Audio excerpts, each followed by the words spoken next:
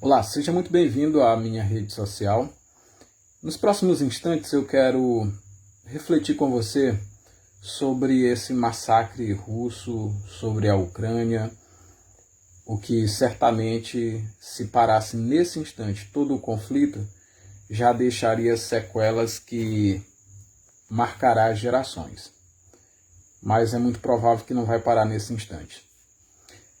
Eu quero pensar com você algumas situações. A primeira situação: nós temos recebido aqui o apelo para que a gente clame pela paz entre a Rússia e a Ucrânia, pela população e pelos cristãos que ali estão. É nosso dever estar orando em todo o tempo, constantemente. E especialmente nesse cenário de guerra, nós já sabemos, a população é quem mais vai sofrer. Os poderosos, nas suas ganâncias, subjugam os povos e fazem grandes maldades e causam grandes sofrimentos. Mas tudo isso vai pela página da história, depois de um massacre sangrento, como uma conquista. Como se alguma coisa romântica tivesse acontecido.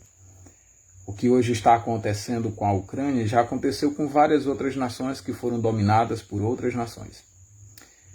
E pensando nisso, eu fico lembrando de que algum tempo atrás alguém me falava assim: olha, hoje nós estamos num tempo mais civilizado e não tem mais nenhum louco para causar guerra nesse tempo. As pessoas estão mais informadas, as pessoas estão mais educadas, melhor preparadas.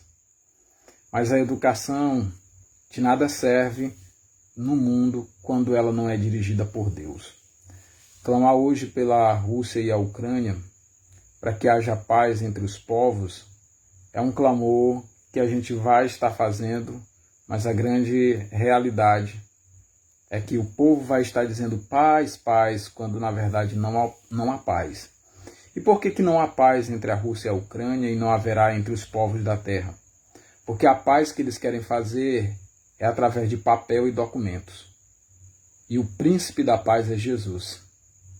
Enquanto as nações não se renderem ao senhorio de Cristo verdadeiramente, nós vamos continuar ouvindo falar de guerras e rumores de guerra. Como cristãos vamos olhar, muitos de nós seremos prejudicados e possivelmente até a vida perderemos, mas não podemos e nem precisamos nos assustar com isso, porque nós já estamos no meio de uma guerra biológica que já ceifou milhares de vidas pelo mundo inteiro, milhões até. E agora vem uma guerra da bala.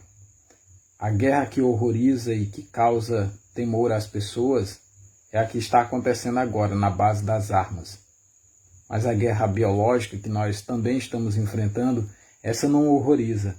As pessoas, muito pelo contrário, até ajuda ela a se disseminar e ficar cada vez pior.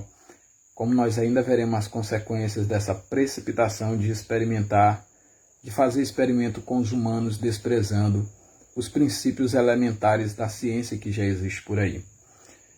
E agora o que nós vamos fazer nesse momento tão difícil entre os povos? Nós, servos de Deus, vamos continuar fazendo o que estávamos fazendo, pregando o Evangelho, orando por todas as pessoas que estão envolvidas nesse conflito. E a nossa principal oração é para que eles se convertam e se arrependam dos seus pecados. Nós podemos usar as armas que nós temos, que é a palavra de Deus e a fé em Jesus Cristo, para fazer o nosso clamor, a nossa oração pelos povos russos e ucranianos. Não só esses, mas os outros que estão em constantes rumores de guerra.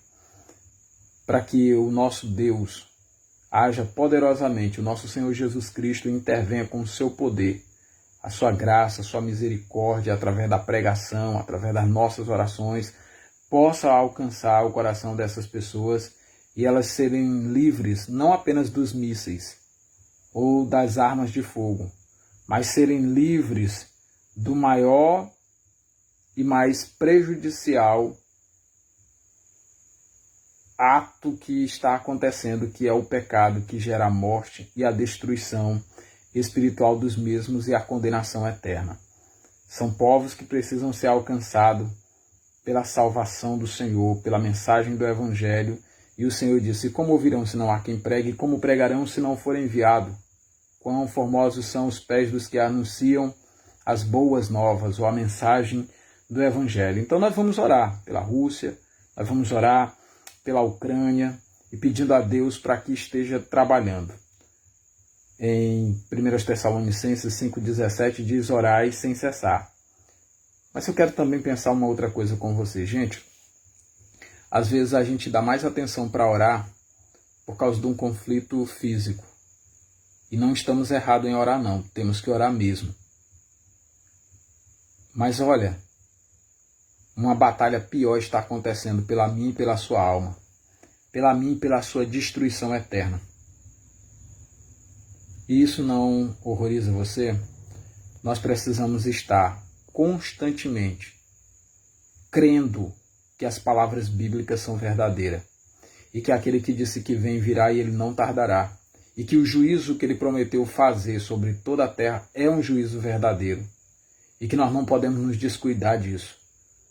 Por isso, meu amado irmão em Cristo Jesus, não durma achando que temos que orar agora só por conta dessa guerra que está acontecendo entre esses dois povos e que pode tomar projeção maiores ou pode parar por ali mesmo. Mas uma coisa eu quero dizer, tem um confronto global acontecendo em toda a terra pela destruição da minha e da sua alma e que custará a pena da condenação eterna para todos aqueles que não forem alcançados com a mensagem do Evangelho, para todos aqueles que não se arrependerem dos seus pecados e confessarem a Jesus Cristo como Senhor e Salvador. Será a maior tragédia. E o pior, que essa tragédia que está acontecendo entre russos e ucranianos vai ter um fim. Mas o que pode acontecer à minha e à sua alma se partirmos daqui sem confessarmos publicamente Jesus Cristo como Senhor, essa não mais terá fim. Mas você pode desfrutar de uma vida de paz, de gozo, que jamais terá fim, se você entregar a sua vida a Jesus.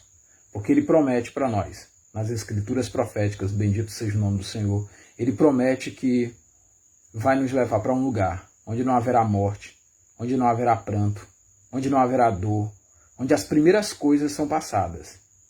Guerras passarão, rumores de guerras passarão, dores passarão, a morte passará. Mas aquele que entregar a sua vida a Jesus viverá com Ele por toda a eternidade, desfrutando de uma paz que ninguém jamais poderá tirar. A minha oração é que eu e você não valorizemos mais a guerra entre Rússia e Ucrânia do que a guerra que acontece pela destruição das almas das pessoas no mundo inteiro. Que Deus tenha misericórdia de mim e de você e nos dê a graça de vivermos para a sua honra e para a sua glória, em nome do Senhor Jesus. Um forte abraço a você que nos acompanhou, em nome do Senhor Jesus. E sim, ore pela Rússia e pela Ucrânia, mas trabalhe feito um desesperado, porque uma guerra pior do que a da Rússia e da Ucrânia está acontecendo aí na tua cidade, no teu bairro, possivelmente na tua casa, com membros da tua família que estão sendo atingidos pelos dardos inflamados do maligno e que pode culminar na destruição eterna, na condenação eterna deles no inferno.